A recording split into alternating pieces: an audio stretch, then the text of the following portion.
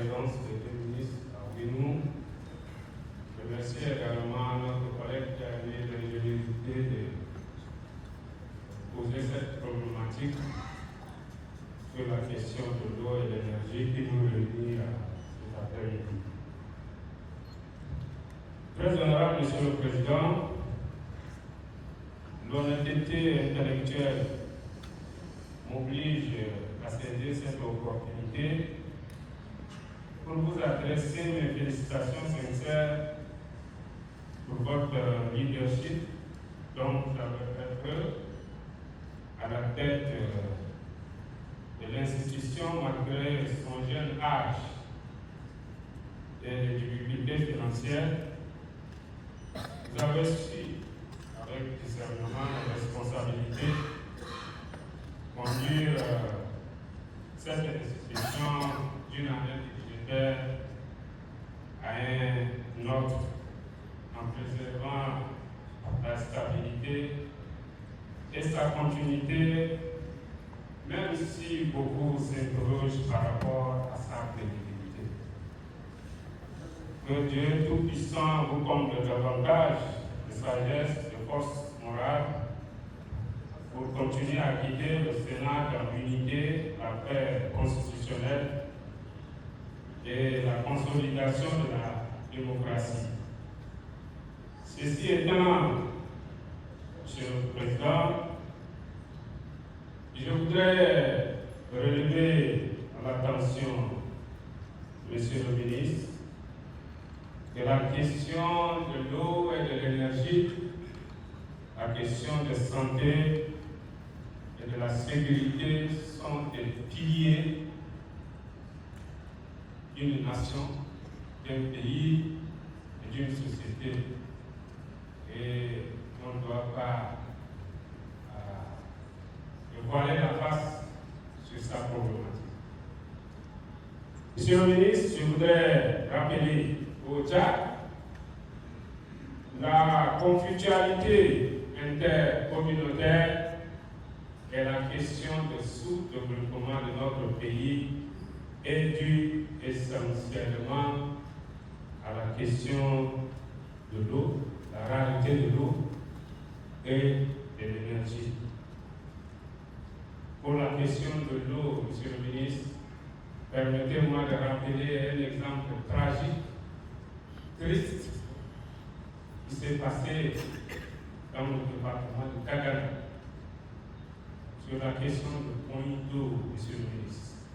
Les Tchadiens se sont tués, où le pays a perdu 33 personnes et plusieurs blessés. Une question de point d'eau. Cette situation, Monsieur le ministre, devait interpeller la conscience du gouvernement. De sorte que, quand le gouvernement se présente devant la représentation nationale, c'est de nous rappeler des actions concrètes, mais pas un discours comme d'habitude. Pas un discours comme d'habitude. Face à cette réalité, Monsieur le ministre, quelle stratégie intégrée aux énergies que votre département maintient en œuvre pour prévenir les conflits, sécuriser les ressources et renforcer la cohésion sociale, notamment quand les zones rurales et pastorales sont plus exposées. Mais au-delà de ces conflits, Monsieur le ministre, et également des chiffres que vous avez relevés dans votre discours qui ne me convainquent pas particulièrement,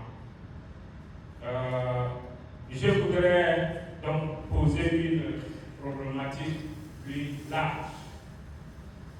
Si le système éducatif tchadien ne produit pas de résultats attendus, Monsieur le ministre, cette question n'est pas uniquement liée au programme ou à l'enseignant, mais c'est dû essentiellement à la question de l'énergie.